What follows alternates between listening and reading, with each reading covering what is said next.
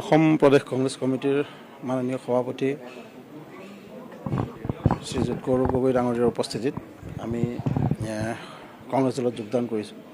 আমাৰ এটাই উদ্দেশ্য, সমাজক সুস্থভাৱে আগবঢ়াই নিব লাগিব। দমন, অত্যাচাৰ, ভয় ভাবুকিৰ যিটো ৰাজনীতি চলি আছে, প্ৰলোভনৰ যিটো ৰাজনীতি চলি আছে, তাৰ ওপৰত উঠি আমি সুস্থ মানসিকতাৰে, সুস্থ চিন্তাধাৰাৰে নতুন প্ৰজন্মই ৰাজনীতিত প্ৰৱেশ কৰিব লাগিব আৰু সমাজ জীৱনক সুস্থ কৰি তুলিব লাগিব। এয়া আমাৰ উদ্দেশ্য। বিগত সময়ত বিভিন্ন চৰকাৰৰ দিশবিলাক আমি সমালোচনাও কৰিছিলোঁ, আমি প্ৰাইজো কৰিছিলোঁ, কিন্তু সদুশেষত আমি এটা কথা বুজি পালোঁ যে যি ধৰণে চৰকাৰে সমাজখনক শাসন ব্যৱস্থাক আগবঢ়াই দিছে, এই শাসন ব্যৱস্থাটো ঠিক জনসাধাৰণে ভাল পোৱা নাই। এইটো আমাৰ অনুভৱ হৈছে। আমি চবেই ভাল পোৱা নাই, চবেই জানে কথাটো বেয়া কৰিছে, কিন্তু কোনেও ক'বলৈ আগবাঢ়ি নাহে। বেয়াটোক বেয়া ক'বলৈ আগবাঢ়ি নাহাটো বহুত বেয়া কথা, এইটো ভাল কথা নহয় সমাজৰ কাৰণে। সেই গতিকে আমি আগবাঢ়ি ওলাই আহিছোঁ। আমি আশাবাদী, আমাৰ এই কণ্ঠই নিশ্চয় সমাজত পৰিৱৰ্তন আনিব। দীৰ্ঘদিনে গোৰ্খা সমাজৰ প্ৰতি নৃত্য কৰি অহা সুনীল ছেত্ৰীয়ে কি বিচাৰিছে কংগ্ৰেছৰ লগত যোগদান কৰি কি নাই? চাওক, এতিয়া কমিউনিটি হিচাপততো নিজৰ জাতিটোক সদৌ অসম ছাত্ৰ সন্থাৰ মজিয়াটো মই কাম কৰিছিলোঁ, সদৌ অসম গোৰ্খা ছাত্ৰ সন্থাৰ মজিয়াটো মই কাম কৰিলোঁ, সদৌ অসম গোৰ্খা ছাত্ৰ সন্থাৰ কেন্দ্ৰীয় সভাপতিৰ দায়িত্বও মই এটা কাৰ্যকাল নিৰ্বাহ কৰিলোঁ। গোটেইখিনি পৰিস্থিতি পৰিৱেশত আমি গোটেই অসমৰ ৰাজনীতিক সমাজনীতি গোটেইখিনি আমি বুজি পাওঁ, দেখিছোঁ ওচৰৰ পৰাই। ৰাজনৈতিক নেতাবিলাকে আমাৰ কমিউনিটিক লৈ কি ভাবে সেই বস্তুটো আমি বুজি পাওঁ। সিহঁতৰ মুখা আমি সময়ত নুখুলিলোঁ আৰু, কাৰণ এইবিলাক কথা আৰু মিডিয়াত কৈ মেলি নিজৰ কমিউনিটিক নিজে চৰ মৰাৰ নিচিনা কথা হ'ব। কিন্তু আচলতে তেখেতসকলৰ বহুতৰে দৃষ্টিভংগীটো ঠিক নহয়। তেখেতসকল কেৱল মাত্ৰ ভোট বেংক বুলি ভাবে, গম পায়নে? একেটা হিন্দু আৰু একেটা আমাক ভোট দিবই বাদ দিয়ে আৰু বাকী কথা। ইহঁত যাব ক'ত?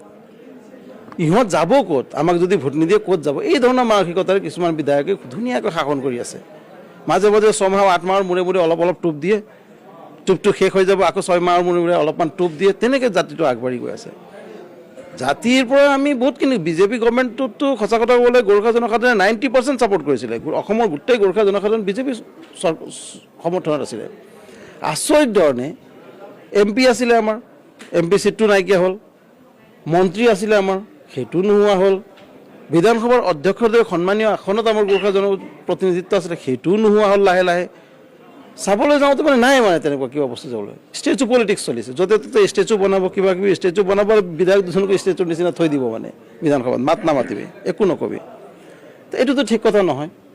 পৰ্যাপ্ত জনসংখ্যা অনুপাতে নিগম নিকায়সমূহত পৰ্যাপ্ত সুবিধা দিব লাগিছিল। নিগম নিকায়সমূহ ভাল নিগম নিকায় দিব লাগে, য'ত টকা পইচা নাই, গৰীব দুখী নিগম নিকায় বেচাৰা গাড়ীও নাপায়, তেনেকুৱা নিগম নিকায়ত গৈ কেনে থৈ দিছে কিছুমানক। বেয়াও লাগে ক'বলৈ, এতিয়া নিজৰ মানুহ লাজ পোৱাৰ নিচিনা হ'ব হেৰি কৰিলে। এইটো ঠিক কথা নহয় নহয়, এইটো ঠিক কথা নহয়। জনগোষ্ঠীয়ে সদায় নিজৰ প্ৰাপ্যটো বিচাৰে, আৰু প্ৰাপ্য যেতিয়া বিচাৰি যাওঁ আমি, প্ৰাপ্য বিচাৰি যাব গ'লে বিৰোধী দলৰ মানুহ বুলি সজাই দিয়ে। বহুত কিছু মন্ত্ৰীক মই কৈছোঁ, চাওক দাদা, আপোনালোকে যে সমাজত শাসক আৰু বিৰোধীয়ে থাকিব, এইটো কথা নাভাবিব আপোনালোকে। চিভিল ছ'চাইটি আছে সমাজত, এই কথাটো বাৰে বাৰে আমি কওঁ, কিন্তু তেখেতসকলে বিশ্বাস কৰিবলৈ টান পায়। যিসকলে তেখেতসকলক জিন্দাবাদ কৰে সেয়া তেখেতৰ সপক্ষে, যোনে তেখেতসকলক বিৰোধ কৰে তেখেতসকল কংগ্ৰেছী। বাৰম্বাৰ এই উপমাটো তেখেতসকলে আমাক দি দি দি দি সদুশেষত আমাকো বাধ্য কৰালে যে নাই, নহয় বুলি আমি মাত মাতিবই লাগিব আৰু কথা ক'বই লাগিব।